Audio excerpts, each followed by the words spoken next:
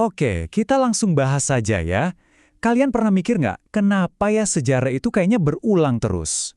Nah, kali ini kita bakal bedah hasil studi Ray Dalio tentang 500 tahun terakhir sejarah buat ngertiin siklus naik turunnya negara-negara adidaya dan apa artinya buat kita sekarang.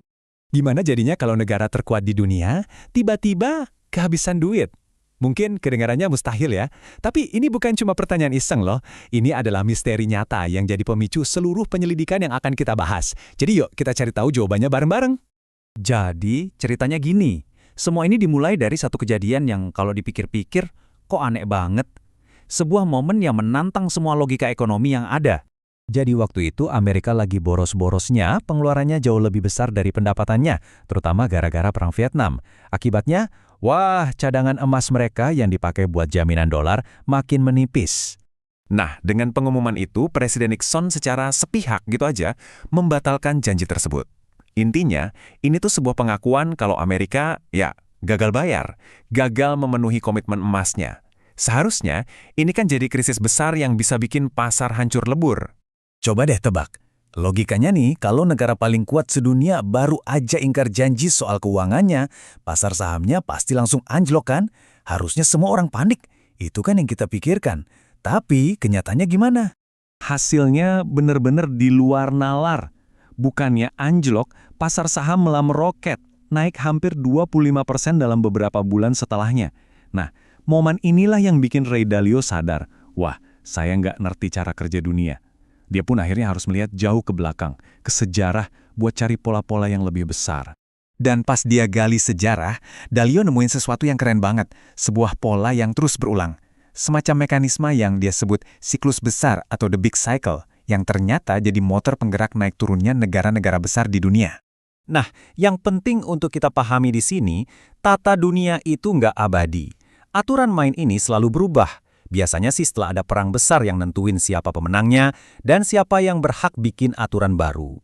Dan kalau kita lihat di sini, polanya kelihatan jelas banget. Kita bisa lihat gimana kekuasaan itu bergeser. Dari Belanda, pindah ke Inggris, terus ke Amerika Serikat.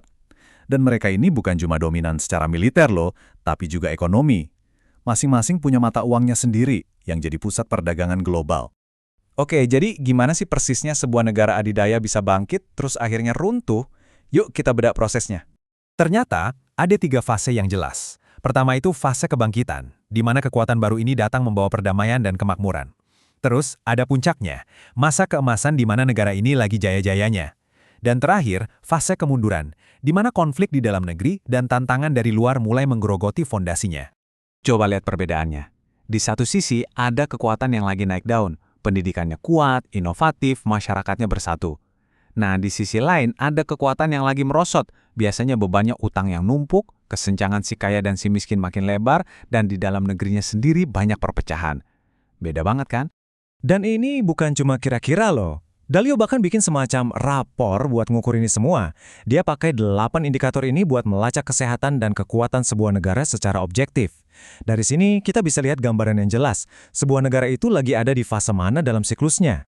Oke, kita udah lihat polanya dalam sejarah. Nah, sekarang pertanyaan terbesarnya, kalau gitu, posisi kita sekarang ada di mana?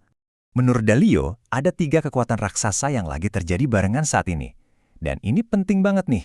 3 hal ini belum pernah terjadi bersamaan selama kita hidup. Ini kayak sinyal kuat kalau pergeseran tatanan dunia mungkin lagi terjadi, tepat di depan mata kita. Yang pertama, utang yang gede banget dan diatasi dengan cara cetak uang terus-terusan, yang bikin nilai mata uangnya turun. Kedua, konflik di dalam negeri yang makin panas, biasanya karena kesenjangan antara si kaya dan si miskin udah kelewatan. Dan yang ketiga, munculnya penantang baru dari luar. Di zaman kita ini, Tiongkok, yang mulai menantang dominasi pemimpin yang ada. Nah, ini dia pertanyaan utamanya. Terus, habis ini gimana? Apa kemunduran itu udah pasti terjadi? Ternyata, menurut studi ini jawabannya nggak sesederhana itu. Tapi, nah ini kuncinya, sejarah itu ngasih kita pola, tapi bukan takdir yang nggak bisa diubah. Ibaratnya dokter yang periksa tanda-tanda vital pasien buat tahu kesehatannya, sebuah negara juga bisa kok memeriksa tanda-tanda vitalnya sendiri. Buat apa? Ya buat tahu kondisinya dan ambil tindakan buat perbaikan. Dan ini dia tanda-tanda vital yang dimaksud. Isinya hal-hal yang fundamental banget, kayak kualitas pendidikan, daya saing ekonomi, supremasi hukum, dan yang mungkin paling penting, gimana warganya memperlakukan satu sama lain. Inilah fondasi kesehatan sebuah bangsa untuk jangka panjang.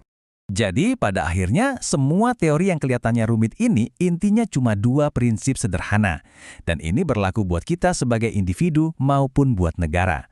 Pertama, pastikan pendapatan lebih besar dari pengeluaran biar keuangan sehat. Kedua, perlakukan satu sama lain dengan baik biar masyarakatnya tetap utuh. Sejarah emang nunjukin polanya, tapi sejarah nggak nentuin masa depan kita. Pada akhirnya semua itu balik lagi ke pilihan-pilihan yang kita buat hari ini. Jadi pertanyaannya bukan lagi apa yang akan terjadi, tapi lebih ke pilihan apa yang akan kita buat bersama untuk membentuk masa depan.